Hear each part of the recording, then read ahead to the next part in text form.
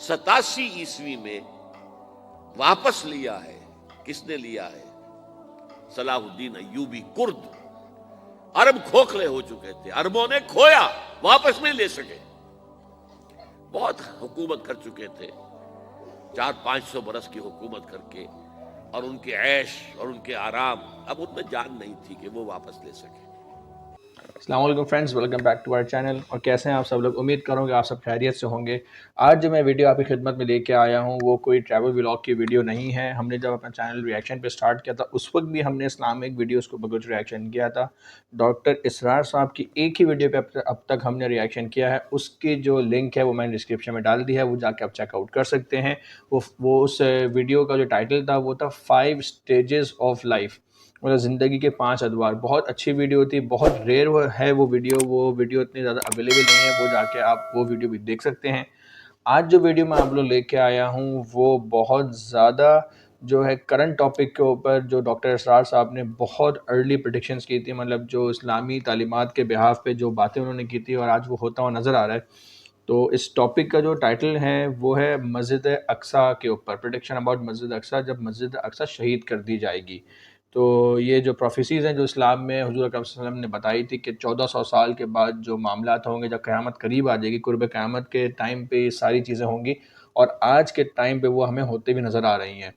تو زیادہ ڈیلے نہیں کرتے، دیکھتے ہیں ڈاکٹر اسرار صاحب نے کیا پریڈکشن کی تھی، اور آج کے تاریخ میں جو کچھ ہو رہا ہے فلسطین میں، غزہ میں، اس سے ہم کتنا ریلیٹ کر سکتے ہیں اس ویڈیو کو. So let's begin the video. بیچاری کئی روز سے دم توڑ رہی ہے، ڈر ہے خبر بد نہ میرے منہ سے نکل جائے. تقدیر تو مبرم نظر آتی ہے ولیکن پیران کلیسا کی دعا ہے کہ یہ ٹل جائے. تو پہلی بات میری ختم ہوئی، عالمی نظام خلافت دنیا کی تقدیر مبرم ہے، ہو کر رہے گی، اس میں کسی صاحب ایمان کو کوئی شک، کوئی شبہ، کوئی ریب نہیں ہونا چاہیے. البتہ اس کا اب دوسرا پہلو کیا ہے، اس کا آغاز کہاں سے ہوگا؟ پہلی بات تو یہ، ہمارے بعض لوگوں کے ذہنوں میں، سادہ دل لوگ، وہ سمجھتے ہیں کہ پوری دنیا میں ایک ہی دفعہ آ جانی چاہیے. یہ کوئی علاقائی خلافت تو نہیں ہو سکتی، خلافت تو عالمی ہوتی ہے. بالکل ایسے میں ہی ہے. کہتا ہوں عالمی خلافت کب تھی جناب؟ یہ تو نہ خلافت راشدہ میں عالمی تھی. کیا ہندوستان شامل تھا اس میں؟ کیا چین شامل تھا؟ کیا یورپ شامل تھا؟ اور پھر جو خلافت کے نام سے جو ملوکیت چلی ہے وہ بھی صرف آپ دور بنو امیہ میں کہہ سکتے ہیں کہ وہ پورا عالم اسلام کم سے کم اس کے تحت تھا. بعد میں خلافت عباس، بنو عباس میں، اور فاطمیین کی خلافت میں، اور آل عثمان جو ہیں آٹومان ٹرکس کی خلافت میں ٹکڑے تھے، حصے بکھرے تھے، کوئی مانتا تھا کوئی نہیں مانتا تھا. اور سب سے بڑی بات یہ، اگر ایک دم پوری دنیا پر خلافت قائم ہو سکتی تو حضور کے دست مبارک سے ہوتی.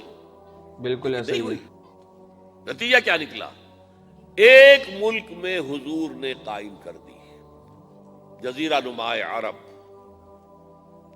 یہاں خلافت قائم ہو گئی، حضور خلیفہ ہے. اس کے بعد آپ کے خلفائے راشدین نے پھر اس کو وسعت دی، شرقاً غرباً شمالاً. 3 کالمز نکلے ہیں فوجوں کے، صحابہ کرام کے. 3 کالمز، ایک ایسٹ ورڈ، ایک ویسٹ ورڈ، ایک نارتھ ورڈ. ایک عراق کو فتح کرتے ہوئے ایران میں پہنچ گیا، خراسان تک چلا گیا. ایک شام کو فتح کرتے ہوئے اور پھر سینائی پیننسولا سے ہو کر افریقہ میں داخل ہوا اور اٹلانٹک تک پہنچ گیا. تیسرا سیدھا شمال میں گیا، لیکن یہ زیادہ دور نہیں جا سکتا تھا، کوکیشین ماؤنٹینز آ گئے، کوہ قاف. اس زمانے میں تو یہ یوں سمجھیے کہ امپیسیبل تھا نا، کوہ قاف، لہذا وہاں آ کر رک گیا. بابا اب بھی یہ ہوگا، کسی ایک جگہ سے شروع ہوگا پھر پھیلے گا، اس کے سوا کوئی چارہ کار ہے ہی نہیں. اگر ہر جگہ پوری دنیا میں ایک ہی وقت میں ہو سکتا تو حضور کے دست مبارک سے ہوتا صلی اللہ علیہ وسلم. بے شک. اب وہ نقطہ کون سا ہوگا، نقطہ آغاز کون سا ہوگا؟ اس میں پہلی بات تو میں نے کہا، جو شک کرے گا اس کا پھر ایمان مشکوک ہے. ہوگا، لازماً ہوگا، گلوبل ہوگا، پوری دنیا میں ہوگا. کہاں سے شروع ہوگا اس میں آپ اختلاف کر سکتے ہیں، لیکن مجھے تو 2 حدیثیں تو ملی ہیں جن سے یہ اندازہ ہوتا ہے کہ یہ اس مشرقی خطے سے ہوگا، عرب کے مشرق کی جانب کسی ملک سے ہوگا، کسی خطے سے ہوگا۔ وہ حدیثیں بھی اب آپ پڑھ لیجیے پہلے، پھر میں کہہ رہا ہوں یہ خزانہ ہے جو ہم نے آپ کی خدمت میں پیش کیا ہے، کاش کہ آپ اس کی قدر کر سکیں، یہ حدیثیں آپ کو ازبر ہو جائیں، یاد ہو جائیں، لوح قلب پر نقش ہو جائیں۔ ہندوستان اور خراسان یعنی موجودہ افغانستان کا ذکر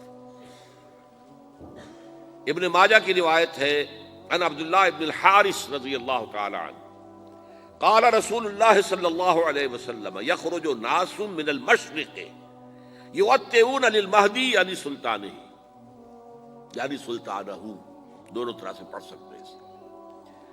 حضرت عبداللہ ابن حارث فرماتے ہیں رضی اللہ تعالی عنہ کہ حضور نے ارشاد فرمایا مشرق کی طرف سے وہ فوجیں نکلیں گی، لوگ آئیں گے جو عرب میں مہدی کی حکومت قائم کریں گے۔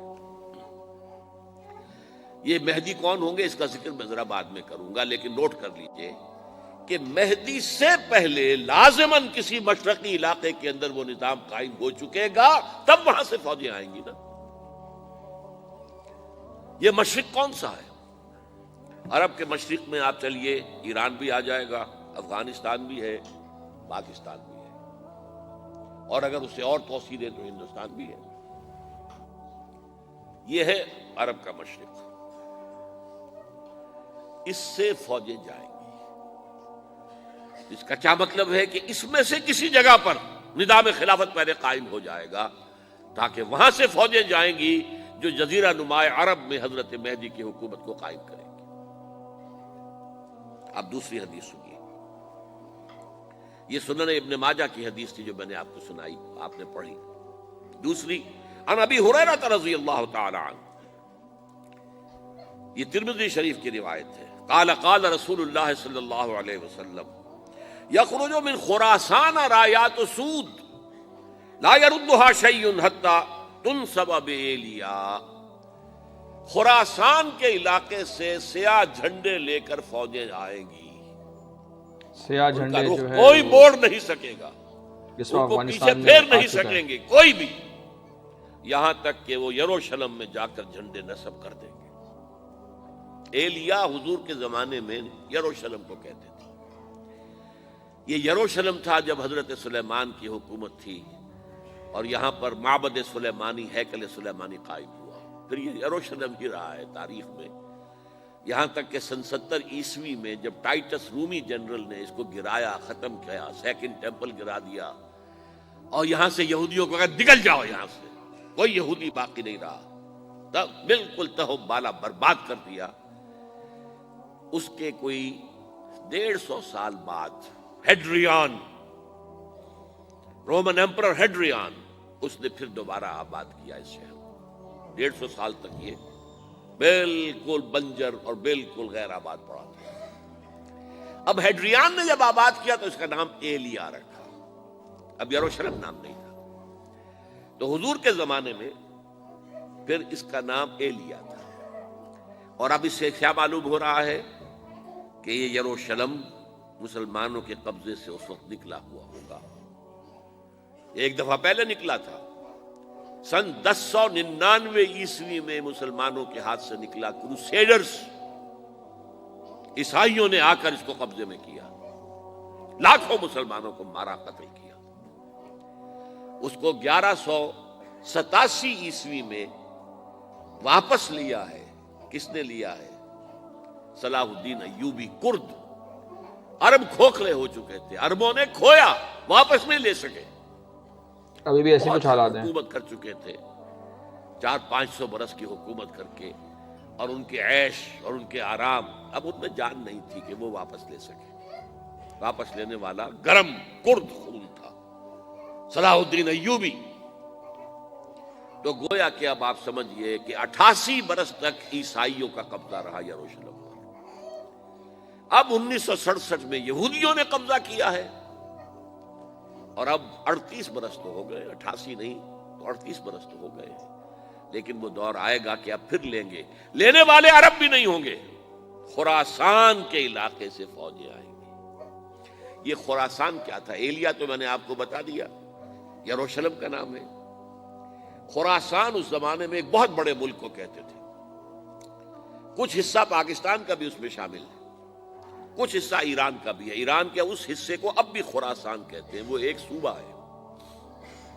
خراسان ایک صوبہ ہے ایران کا, چھوٹا سا.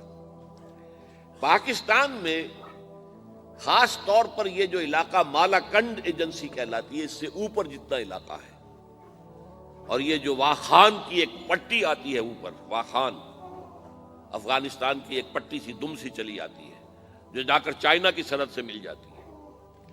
یہاں سے لے کے یہاں تک یہ جو مالا کنڈ کا وہ درہ ہے اور پہاڑ ہے, یہ بھی خراسان کا حصہ ہے.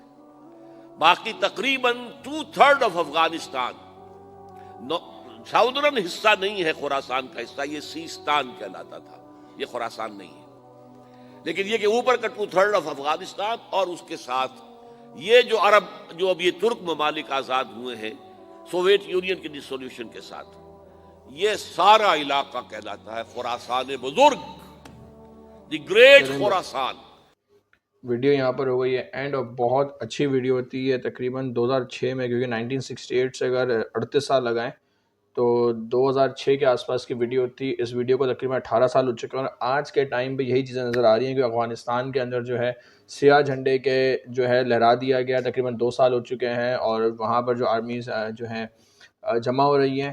دیکھتے ہیں کہ جتنے بھی پریڈکشنز ڈاکٹر اسرار صاحب نے اسلامک اسٹڈیز کرتے ہوئے بتائی ہیں, کتنی جاگے سچ ہوتی ہیں, کیونکہ پروفیسیز جو ہوتی ہیں وہ تو نبی کریم صلی اللہ علیہ وسلم پہ ہی آ کے ختم ہو گئی. جو حضور کریم صلی اللہ علیہ وسلم نے دین بتایا اسی کو اسٹڈی کرتے ہوئے تمام مفتی اکرام اپنے اپنے حساب سے فیوچر پریڈکٹ کر رہے ہوتے ہیں. بٹ چونکہ دور جدید میں, کرنٹ حالیہ دور کے اندر ڈاکٹر اسرار صاحب کی میکسیمم جو باتیں ہیں وہ سچ ثابت ہوتی ہوئی نظر آ رہی ہیں کہ خراسان سے جو ہیں فوجی چلیں گی اور وہ جا کر کے یروشلم کو فتح کریں گی.